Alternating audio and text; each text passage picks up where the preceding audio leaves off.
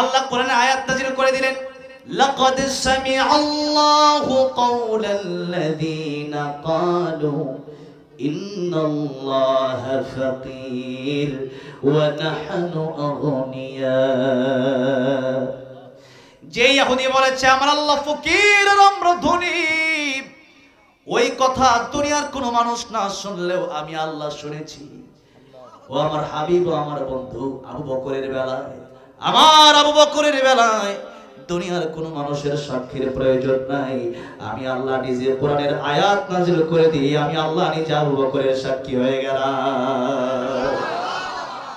আবু বকর সিদ্দিক রাদিয়াল্লাহু আনহুর সামনে বলল, মুহাম্মদ ফকির, তার আল্লাহও তো দেখতেছে এখন ফকির। আবু বকর সিদ্দিক রাদিয়াল্লাহু আনহু একটা থাপ্পড় তারে মাইরা দিচ্ছে। যখন মারছে, আবু বকর সিদ্দিক রাদিয়াল্লাহু আনহু আরেকটা থাপ্পড় মারবে, কিন্তু তার আগে সে পড়ে গেছে, এখন উঠতে আর পারে না। আবু বকর সিদ্দিক রাদিয়াল্লাহু আনহু চিন্তা করলেন যে তুই একটা থাপ্পড় মারছি, আরেকটা থাপ্পড় মারার আগে এখনো আমার সামনে আসে নাই, ঠিক আছে একটা না দিয়ে আমি বাড়িতে চলে যাই। কিন্তু ইহুদি চুরি চুরি আবার সিনাজুরি, ইহুদি গেছে নবীর দরবারে, ইয়া রাসূলুল্লাহ, ইয়া হাবিবাল্লাহ, আপনার সাহাবী আবু বকর আমারে থাপ্পড় দিয়েছে, এটার বিচার করেন। নবীজি বললেন আবু বকর থাপ্পড় দিছে, অথচ নবীজি বলেছেন আরহামু উম্মতি বি উম্মতি আবু বকর, আমার উম্মতের মধ্যে নরম দিল ওয়ালা হচ্ছে না আবু বকর সিদ্দিক রাদিয়াল্লাহু আনহু। আমার নবী বললেন আবু বকর তো নরম মানুষ, আবু বকর তোমার থাপ্পড় দিল কেমনে? আমার মনে হয় আসাদুম ফি আমরিল্লাহি ওমর, ওমর হচ্ছেন গরম মানুষ, মনে হয় ওমর তোমার থাপ্পড়টা দিছে। ইহুদি কয় ইয়া রাসূলুল্লাহ, আমি আবু বকর কেও ভালো করে চিনি, ওমর কেও আমি ভালো করে চিনি, আজকে থাপ্পড়টা আমার ওমর দেয় না, আজকে থাপ্পড়টা আমার আবু বকর দিছে। কেন দিছে থাপ্পড়? ইহুদি কয় ইয়া রাসূলুল্লাহ এমনিই দিছে। আপনাদের কি মনে হয় এমনি দিছে? দিছে তো কারণ আছে, কিন্তু ইহুদি চুরি চুরি আবার সিনাজুরি। এবার আল্লাহর নবী বললেন ঠিক আছে, যদি এমনি কোনো থাপ্পড় দিয়ে থাকে যার বিচার হবে। আবু বকর সিদ্দিক রাদিয়াল্লাহু আনহু চলে আসলেন নবীর দরবারে। যেই মাত্র আবু বকর সিদ্দিক রাদিয়াল্লাহু আনহু আসলেন, দেখলেন ইহুদিটা নবীর সামনে বসা। আবু বকর সিদ্দিক রাদিয়াল্লাহু আনহু বলেন ইয়া রাসূলুল্লাহ, ইয়া হাবিবাল্লাহ, আপনি আমার অনুমতি দেন তার আমি আরেকটা থাপ্পড় দেই। সুবহানাল্লাহ, জোরে বলুন। আল্লাহর নবী বিশ্বনবী রাহমাতুল লিল আলামিন বললেন আবু বকর, আমি এতক্ষণ ভাবছিলাম তুমি মনে হয় থাপ্পড় দাও নাই, মনে হয় ওমর তার থাপ্পড়টা দিছে, এখন বলছি তুমি আগেরটাও দিছো, যেটা এখন আয়েশা বলছো আরেকটা দেই, তার মানে তুমি আগেরটা তুমিই দিছো। আবু বকর বলে ইয়া রাসূলুল্লাহ, ইয়া হাবিবাল্লাহ, আগের থাপ্পড়টা আমি দিছি একটা, আরেকটা বাকি আছে। নবী কই কারণটা কি? কই ইয়া রাসূলুল্লাহ, ইয়া হাবিবাল্লাহ, এতদিন ইহুদি আপনারে গালি দিত, সূরা হাদীদের এই আয়াত মানদাল্লাযী ইউকরিদুল্লাহ করদান হাসানা আয়াতটা নাযিল হওয়ার পরে সে আল্লাহরেও গালি দিছে। আমি আবু বকর চাইছিলাম আপনার পক্ষ থেকে একটা থাপ্পড় দেব, আর আমার আল্লাহর পক্ষ থেকে আরেকটা থাপ্পড় দেব। এখন একজনের পক্ষ থেকে দেওয়া হইলো, আরেকজনের পক্ষ থেকে তো দেওয়া হইলো, ওটা বাকি রইছে। সুবহানাল্লাহ, ওটা তো বাকি, ওটা দেব না। এবার নবী জীবন কি ইহুদি কি বলো? এবার আবু বকর সিদ্দিক রাদিয়াল্লাহু আনহুর সামনে যখন জিজ্ঞাসা করলে, ইহুদি বলে না,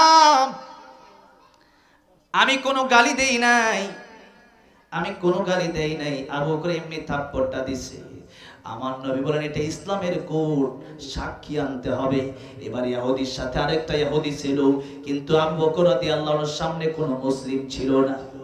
আবু বকর সিদ্দিক রাদিয়াল্লাহু আনহু ডাক দিয়ে বলেন ইয়া রাসূলুল্লাহ, ইয়া হাবিবাল্লাহ, আমি যে তারে থাপ্পড়টা দিলাম, আমি যে বলছি কথাটা কি আপনার বিশ্বাস হয় না? আপনারা বলেছেন আমি সিদ্দিক, আমি সাদিক না। সাদিক মানে সত্যবাদী, আর সিদ্দিক মানে মহাসত্যবাদী।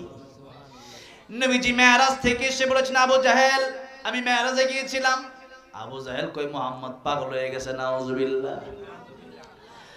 আর আবু বকর সিদ্দিককে বলার পর আবু বকর সিদ্দিক রাদিয়াল্লাহু আনহু, ইয়া রাসূলুল্লাহ, ইয়া হাবিবাল্লাহ, আপনি বলেছেন তা 100 সত্যি।